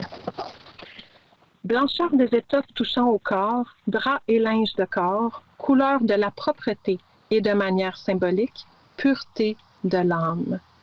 Parmi les étoffes naturelles, le lin, qui par un rouissage attentif peut abandonner sa couleur naturelle pour ce blanc immaculé, a été considéré jusqu'à l'arrivée du coton comme la seule étoffe blanche digne de servir de drap, de linge de corps, de linceul. Dans son ouvrage Le propre et le sale, l'hygiène du corps depuis le Moyen Âge, Georges Vigarello rappelle qu'au XVIe et XVIIe siècle, le blanc du linge passe pour absorber la transpiration et les impuretés, repousser la crasse. La chemise blanche devient éponge, elle nettoie. L'effet est comparable à celui de l'eau. Changer de linge blanc revient à se laver et présente même moins de risques que de prendre un bain, l'eau étant réputée dilater les pores de la peau et permettre aux humeurs malignes d'y pénétrer. Bon, on pourrait dire en même temps qu'on sait maintenant que se laver, c'est important, mais que aussi peut-être l'eau propre, hein, c'était pas quelque chose qui était commun dans les temps médiévaux, peut-être pas facilement accessible et encore moins pour le boire. C'est peut-être pas quelque chose qu'on osait boire comme aujourd'hui maintenant, hein, où est-ce qu'on nous encourage à boire quelques litres d'eau par jour. Donc, petit aparté de ma part. Je repars, il en reste plus beaucoup. Blancheur et élégance du lin et du linge blanc qui marque le rang social, le raffinement et l'étiquette par sa qualité et sa blancheur. Avoir du beau linge, c'est être élégamment vêtu. Ils ont du beau linge, de la fierté, ils ne saluent point. Par métonymie, beau linge désigne une personne bien vêtue, la société élégante, les convives, du beau linge, nana parfumé, sapé. Être lingé, c'est porter du linge blanc, être vêtu avec élégance. Ça, c'est dans les années 1850. En entrant, j'aperçois un beau jeune garçon frisé, lingé, pommadé, peint et poudré. C'est Lucien Daudet. Blancheur éclatante du lin et du linge, également associée dans la liturgie eucharistique au divin, au sacré, linge d'autel. Sur le lit, tel qu'un linge sacré, offert à l'adoration des croyants, elle avait étalé le corsage en ancien point d'Alençon. Également d'un blanc pur lié au sacré est le linceul, de linteolum, petite pièce de toile de lin, de linteum, étoffe de lin, de linum, lin. Cette pièce de toile, en particulier drap de lit, servant à ensevelir un mort. Donnez-moi, dit-il à sa suite, donnez-moi mon couteau d'or fin que je découse ce drap de lin. Aussitôt délivrée de son linceul, la belle revient à la vie. Par métaphore, on emploie ce mot pour ce qui recouvre, enveloppe comme un linceul. Un linceul de neige, sens repris dans le verbe dérivé enlinceuiller, recouvrir, envelopper, comme d'un linceul. Elle a soulevé un peu les papiers de soie qui enlinceuillent les fleurs patriotiques. Et dans l'adjectif linceullier, recouvert, enveloppé comme d'un linceul, fenêtre blanchement linceuillée de rideaux mornes. Je vais avancer un peu. Donc, lin blanc sacré, tel celui de l'aube, des prêtres à l'origine de lin blanc. Une étoffe rituelle, indissociable de la blancheur parfaite. Le blanc du lin est lié à la propreté physique et à la pureté morale, à la grandeur d'âme, aux qualités spirituelles, aux principes moraux qui lui sont associés. Bonté, loyauté, candeur, pureté, chasteté, la langue rend compte de cette importance symbolique du lin et de sa blancheur immaculée, exprimée par Victor Hugo dans la célèbre formule « vêtu de probité candide et de lin blanc ». Alors, tellement de mots reliés au lin, à la symbolique aussi de pureté. Donc, tout ça est très intéressant et c'est depuis la nuit des temps. Et le lin aussi, quand on a commencé à l'utiliser puis à le tisser, c'était, est-ce que je l'ai dit tantôt? Bref, c'était même pas pour s'habiller.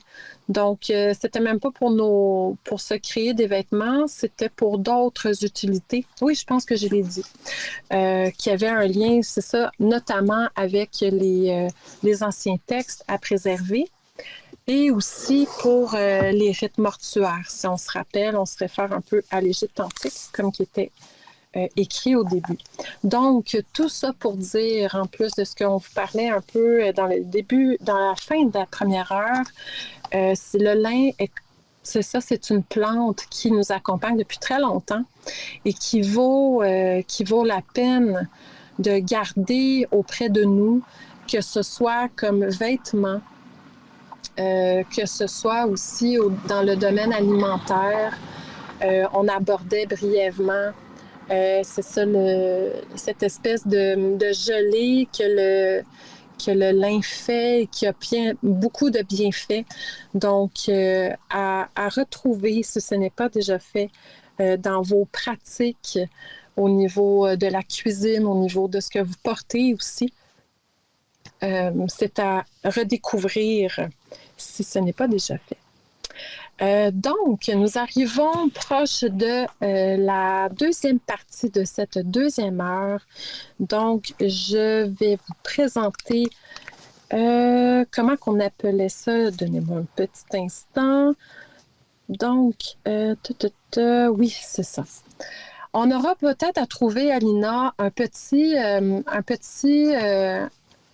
une petite entrée, peut-être pas musicale, mais en son, sur le point alchimique.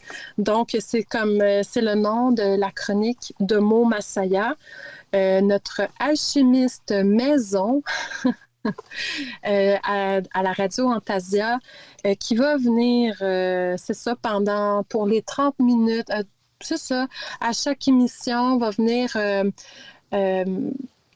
donner un peu son point de vue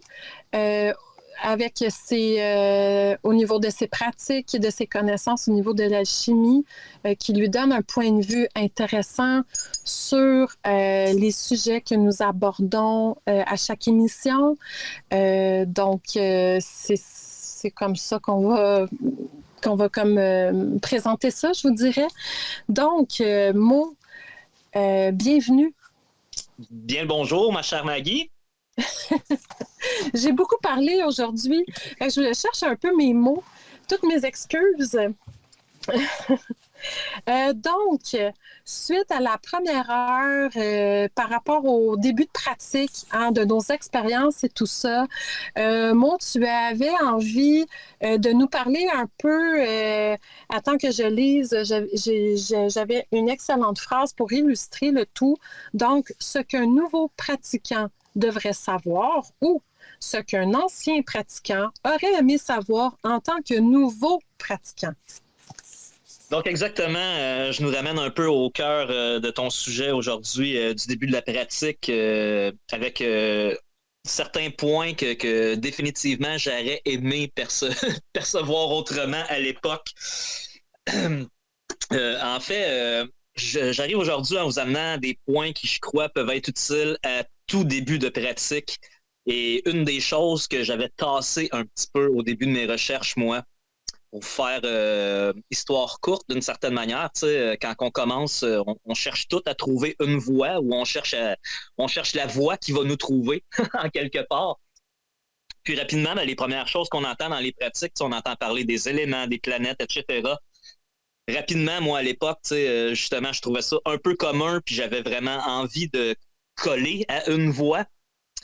Fait que j'avais un peu tassé ces apprentissages-là que je considérais comme de base. Fait que je les regardais, mais sans être conscient. Ça a pris plusieurs années pour que je me rende compte de l'importance de ces choses basiques-là, puis de à quel point que tout ça peut coller à tous les voies, puis à quel point que ça fait en sorte que nos rituels sont plus efficaces d'une certaine manière.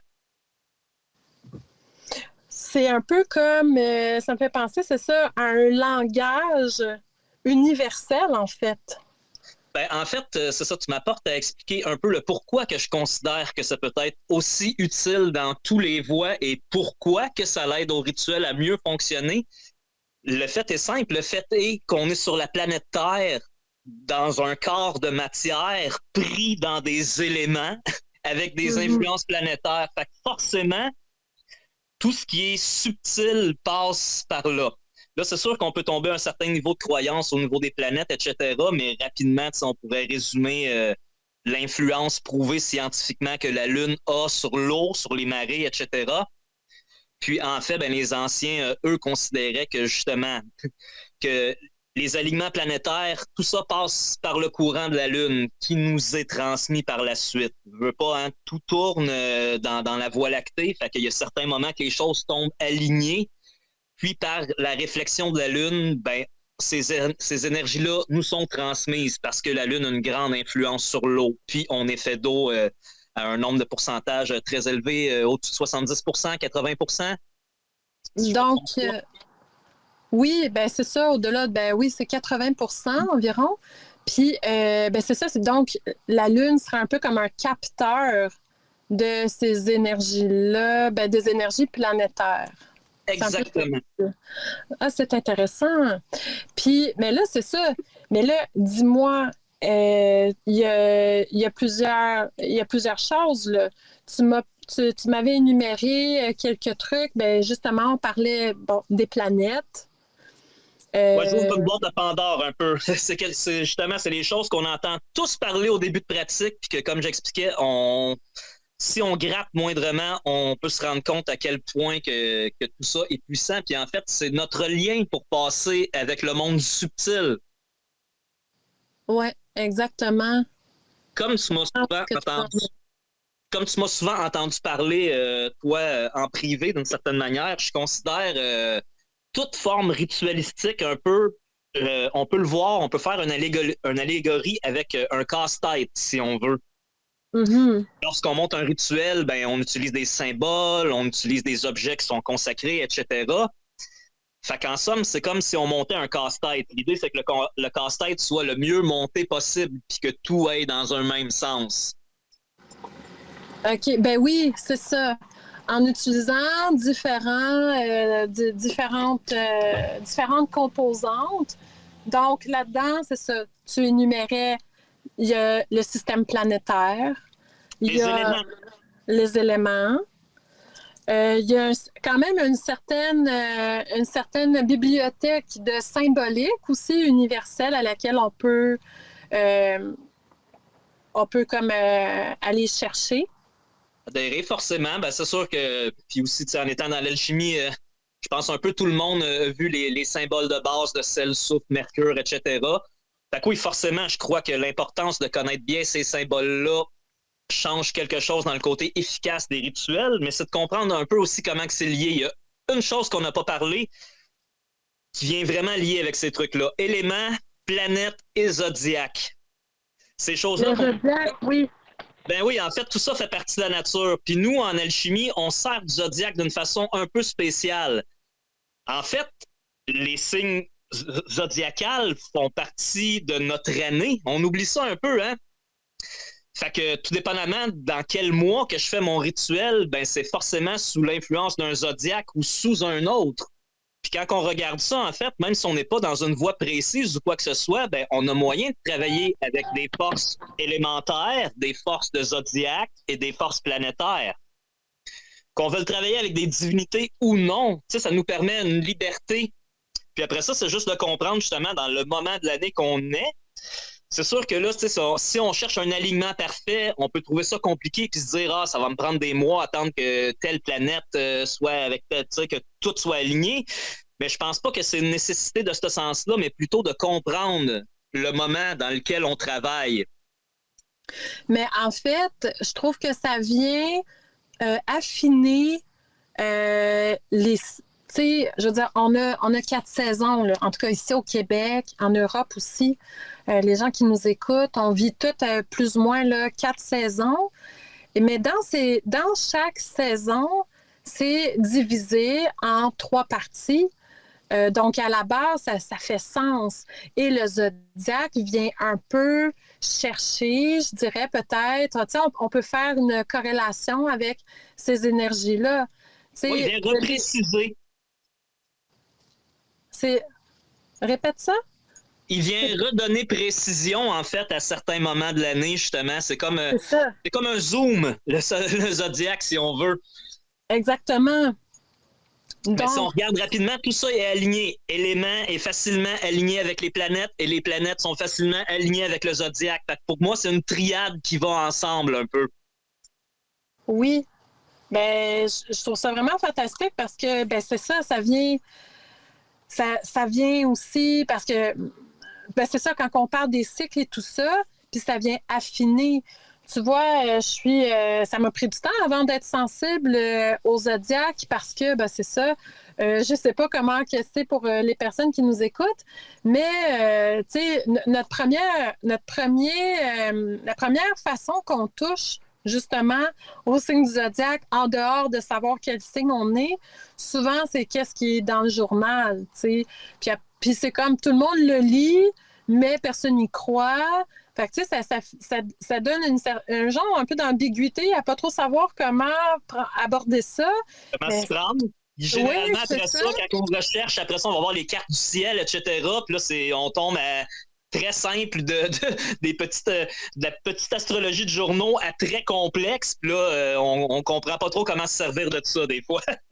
oui, c'est ça. Ça prend une certaine accoutumance, un certain moment d'adaptation à essayer de comprendre.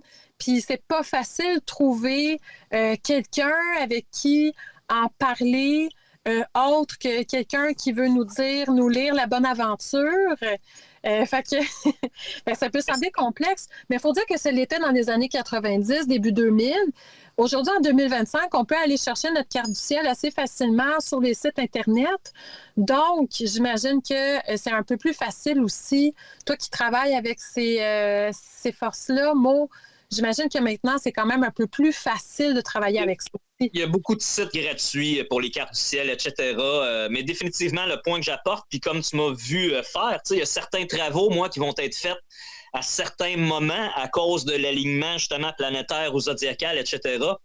Puisque le point que j'apporte, en somme, juste pour donner exemple précis, si, mettons, tu veux travailler sur ta confiance de soi, ben, tu peux très bien travailler avec le signe du lion.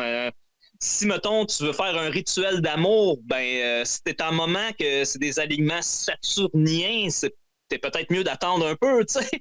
Il y a certains points comme ça, basiques, qui font vraiment en sorte que les rituels vont mieux fonctionner parce que les énergies sont alignées dans un sens. Sinon, tout va tout croche, tu sais. Oui, c'est ça. Ben, c'est que ça peut... ce genre d'énergie-là est très sensible aussi. Si tu veux travailler, justement, mettons qu'on parle d'un sujet commun au niveau de l'amour ou de l'attirance, ou, ben c'est ça, mettons amour, amitié, mais que tu travailles dans une énergie un peu opposée, mais tu sais, le résultat, ça va changer le résultat, veux pas, ou la manière d'arriver à un résultat aussi. Tu sais, il y a des choses. C'est un peu comme quand on choisit avec quel élément on va plus travailler. Si je vais travailler avec un élément feu, je risque d'avoir un résultat assez explosif comparé à l'élément terre qui va prendre plus de temps, mais tu sais qu'on peut imaginer que la terre, tu sais, l'élémentaire a besoin d'enraciner certaines choses, donc on va travailler plus dans la lenteur, mais dans le long terme, donc ça vient influencer un peu tout ça là. Je pense qu'il y a beaucoup à étudier sur ces sujets-là qui semblent tellement simples. Comme tu m'as vu aussi dans mon parcours, tu sais, moi, je suis une personne d'eau de base, tu sais. J'ai passé des années à travailler sur le feu pour finir par me rendre compte, justement, un peu de l'aspect de la force de l'eau, finalement, qui est une force aussi forte que le feu, mais plus tranquille. L'eau peut fendre la pierre, mais plus doucement. Exactement. Puis encore là, justement, ben, si on pense à la lave, on est dans une forme de feu liquide. Il y a des liens entre les éléments qui peuvent être faits. Puis je pense qu'avec étude, on se rend compte que c'est souvent plus large qu'on le pense. Puis comme je disais, ben, le point, en fait, c'est que lorsqu'on travaille de façon ritualistique, ben, on veut toucher au monde du subtil, en gros. Puis les choses subtiles qui nous entourent, ben de base, sont là, au travers des éléments, au travers des énergies planétaires, etc.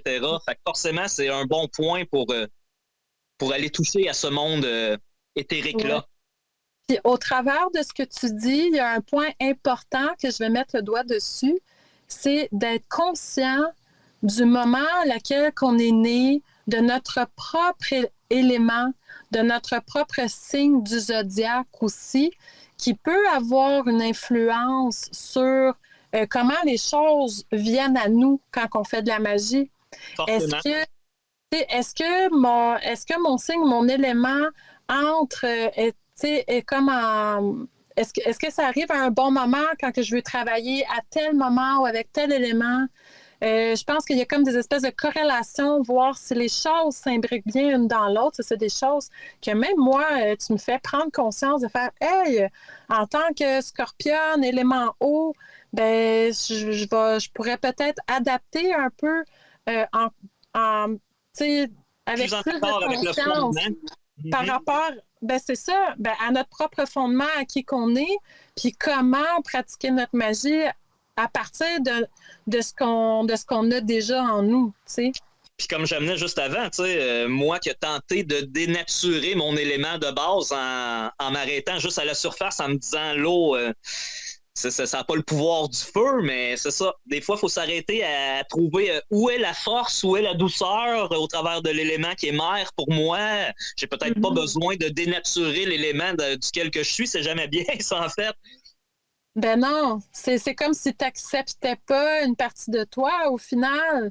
Comment c'est difficile après ça de vouloir aller Si on ne s'accepte pas soi-même, qu'on n'est pas bien à l'intérieur de nous, ben après ça, c'est ce qu'on projette à l'extérieur, puis ça peut devenir facilement chaotique.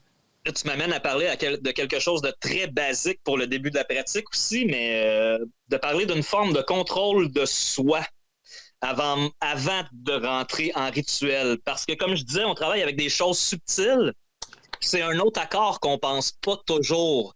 Mettons que tu es dans une énergie très, très feu parce que quelque chose t'a contrarié, mais que tu fais un rituel qui est plus haut, qui est plus amour, etc., ben forcément, l'élément va être influencé par ton énergie à toi aussi de base. Fait qu'il y a un accord là aussi à avoir en quelque part pour que tout se passe mieux. Tout à fait. Puis tu m'avais parlé aussi des couleurs. C'est une autre chose basique qu'on peut tasser rapidement, mais que dans le fin fond, c'est très utile au travers des rituels. C'est des choses qui sont accessibles à tous dans le fin fond. Puis lorsqu'on connaît comme il faut la symbolique des couleurs, qui, encore une fois, peut rentrer en accord avec les planètes. Donc déjà, là, on a une idée de l'énergie. Fait que pour tous ceux qui se demandent, exemple, la symbolique des couleurs, ben, allez chercher la symbolique des couleurs face aux planètes. Vous allez tout de suite avoir une certaine définition de ce que la couleur veut dire. Fait qu'après ça, dans tes rituels, ben, tout dépendamment de ce que tu fais, tu sais qu'une couleur peut être prédominante ou une couleur peut être placée à telle place pour symboliser telle chose. Puis c'est ça. Là, en fait, ton casse-tête est de mieux en mieux monté, puis l'énergie se diffuse plus clairement. Oui, ben c'est ça. Ça fait que les énergies vont vraiment mieux voyager vers toi, vers ce qu'elles doivent faire, vers ce que tu leur demandes. Puis, ben, vu qu'on est quand même dans la matière, on habite dans un monde matériel, ben, notre corps matériel a besoin aussi de certains stimuli.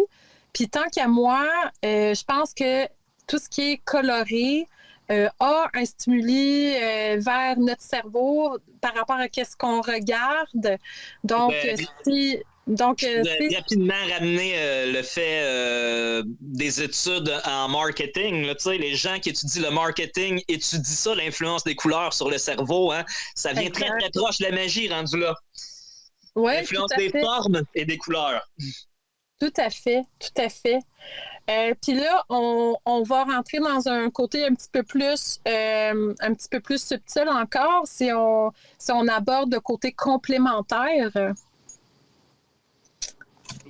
Qu'est-ce que tu veux dire par là? Où m'amènes-tu, ma chère?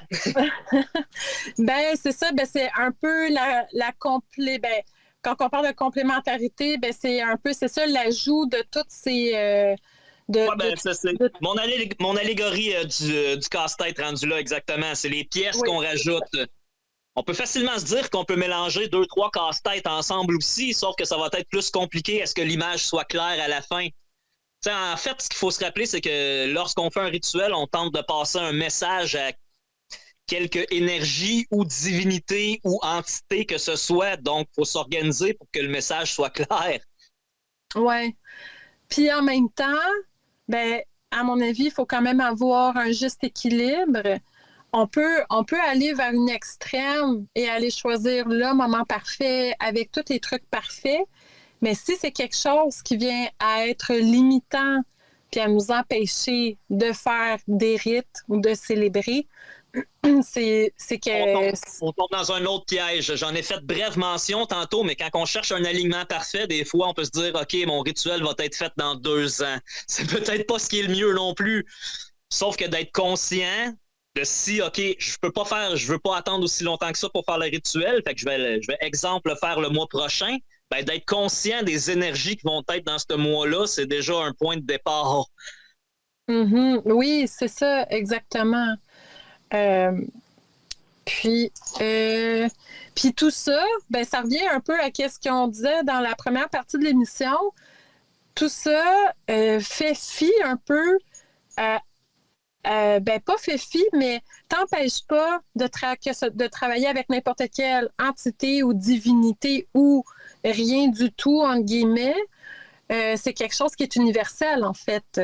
Je crois que c'est ça, ça peut se coller à tous les systèmes et même les systèmes qui n'en parlent pas, en fait, sans que tu t'en rendes compte, forcément que tu travailles avec des influences planétaires et élémentaires aussi, donc c'est rien qu'un point de base d'en être conscient, je crois.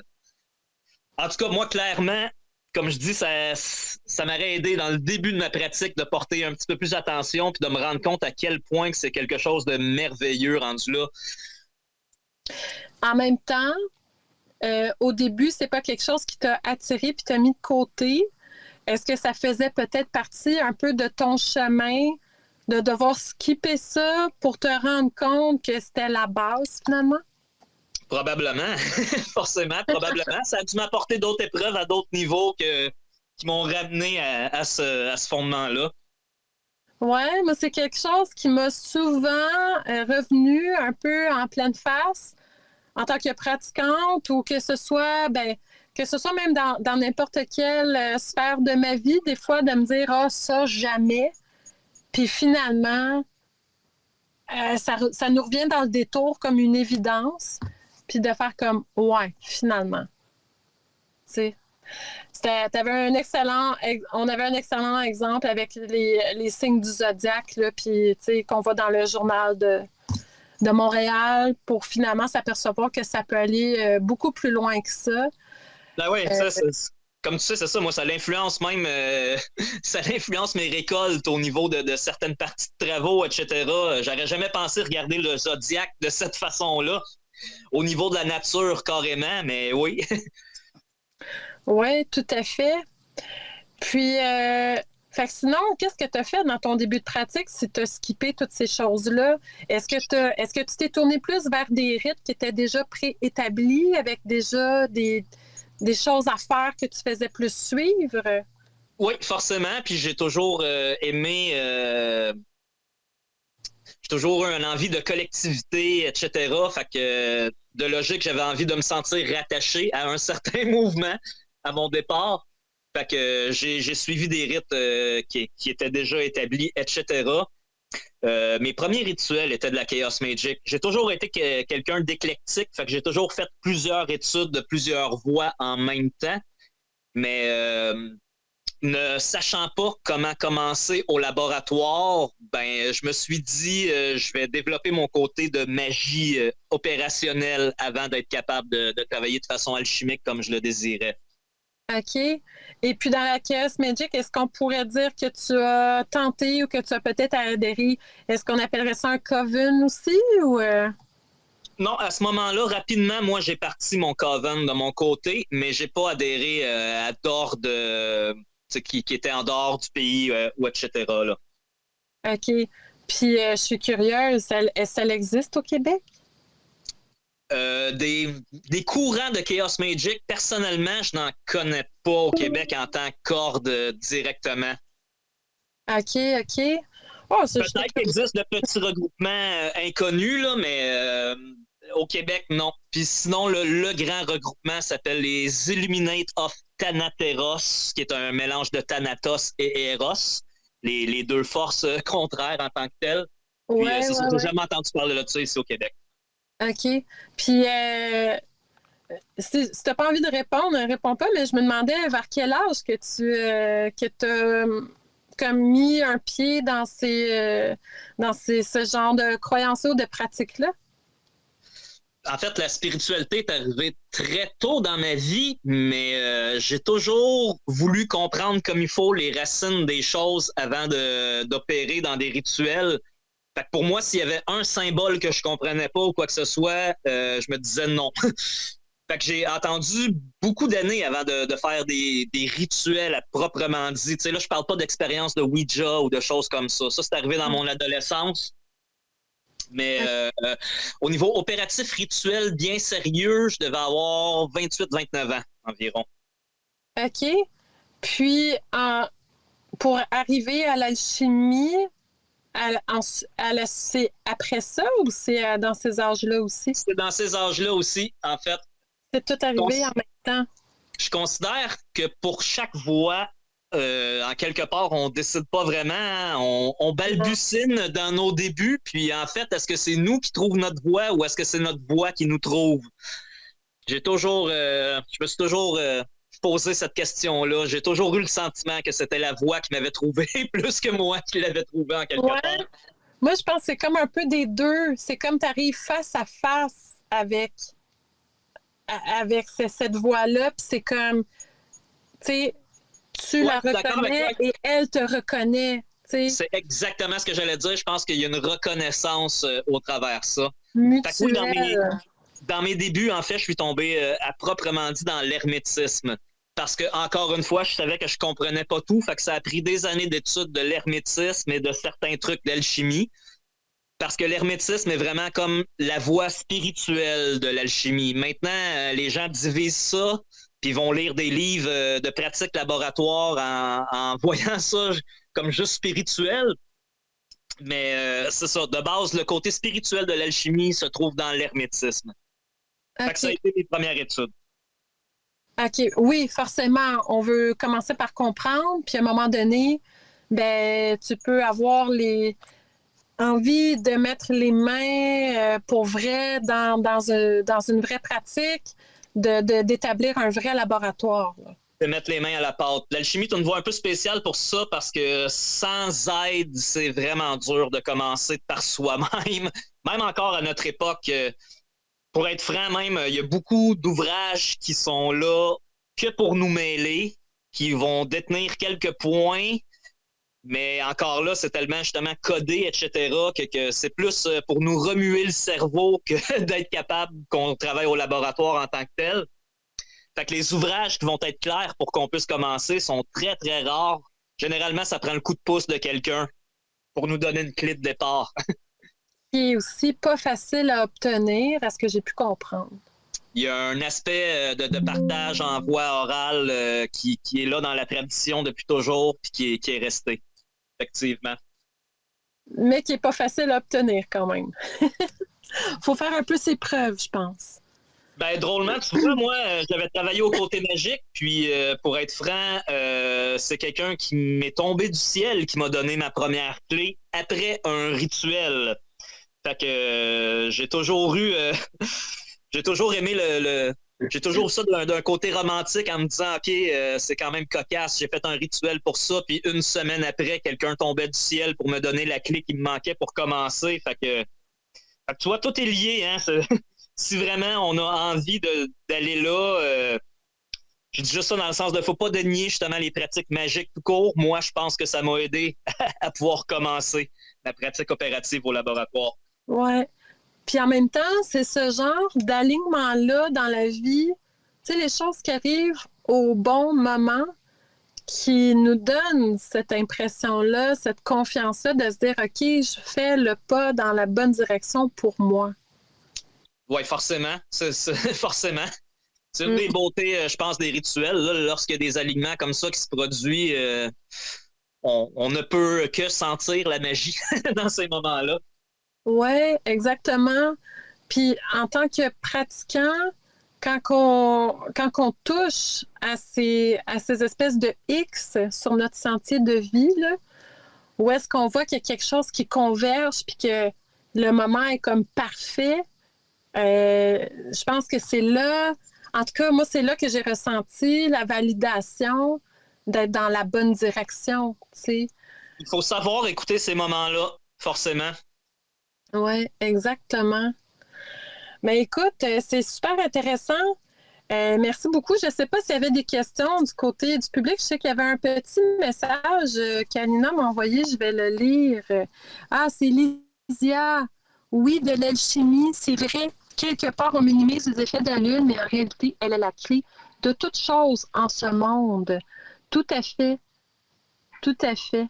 Ouais, pour ramener un dernier point là-dessus, là, souvent, dans les anciennes représentations, on voyait le sceau de Salomon, puis avec le Soleil au centre, puis les autres planètes autour. Parce que justement, les autres planètes sont comme qu'un masque à l'aspect solaire, puis la Lune est que justement un transmetteur de tout ça en plus. Là, certaines personnes peuvent se poser question de pourquoi qu'on utilisait un système avant, tu sais, que moins de planètes, puis est-ce que c'est faisable d'utiliser ce système avec tous les planètes connues? Et oui, effectivement, on peut regarder chaque planète, leur influence, et même ça peut nous donner un cheminement initiatique à suivre. Au niveau de l'ancien système de planètes, ce que je peux dire, c'est que ces planètes-là ont une influence directement sur la matière. Si on regarde les travaux de Kepler, on va se rendre compte que, on sait que les planètes sont en mouvement, puis Kepler a réussi à associer des formes géométriques face à ces mouvements-là. Ces formes géométriques-là se retrouvent partout dans la nature, ce qui fait qu'on peut faire des correspondances planétaires directement avec ça. Fait que les deux systèmes nous sont utiles. Les autres planètes qui ne sont pas dans l'ancien système ont juste des influences plus subtiles qu'on ne peut pas reconnaître au niveau des modes de cristallisation, en gros. Là. Ouais, ben c'est un peu ce que j'avais lu parce que j'avais été sensible au côté astrologique là, de la magie, puis j'avais acheté un excellent livre en anglais. Je ne l'ai pas sous la main, je ne peux pas vous dire le titre, mais qui parlait justement de la possible influence de ces 3 dernières planètes-là et même de Pluton. Il y en a qui l'utilisent, il y en a qui ne l'utilisent pas. J'aime bien le côté spirituel, 2e niveau de ces planètes-là. C'est ça qu'on peut... que je trouvais bien chouette. Puis des fois, tu sais, il y a des choses qu'on vient à découvrir à certains moments dans l'humanité. Ça a peut-être sa raison d'être, que ce soit découvert à ce moment-là. C'est peut-être là qu'on est prêt à aller vers un côté plus subtil ou qu'on n'avait pas quand 5000 ans avant, exemple. Dans tous les cas, j'espère que ça va aider certaines personnes ou que ça va encourager certaines personnes à regarder un peu de ce sens-là, que ce soit au niveau justement de l'astrologie, que comme tu dis, qu'on peut voir comme niais ou trop compliqué finalement. Il y a un juste milieu à tout ça qui est bien utile. Oui, tout à fait. Alors, je te remercie beaucoup. C'était une demi-heure super intéressante. Je pense qu'on aurait pu encore surfer là-dessus. Mais voilà, nous en sommes déjà à la fin de la première émission de cette fabuleuse 3e saison qui s'entame. Je vous souhaite une belle fin de soirée. Merci d'avoir été là, de nous avoir écoutés, d'avoir interagi dans le chat. Mo, merci beaucoup pour ces super suggestions, d'avoir été là. Un petit coucou à Kat qui est venue nous saluer, passer la première heure avec nous. Merci Alina pour cet espace, encore une fois, d'avoir été une super hôtesse. Comme toujours, je vous souhaite une belle fin de soirée et on se retrouve en octobre. Replay, ça s'est passé sur Radio Antasia. Radio Antasia.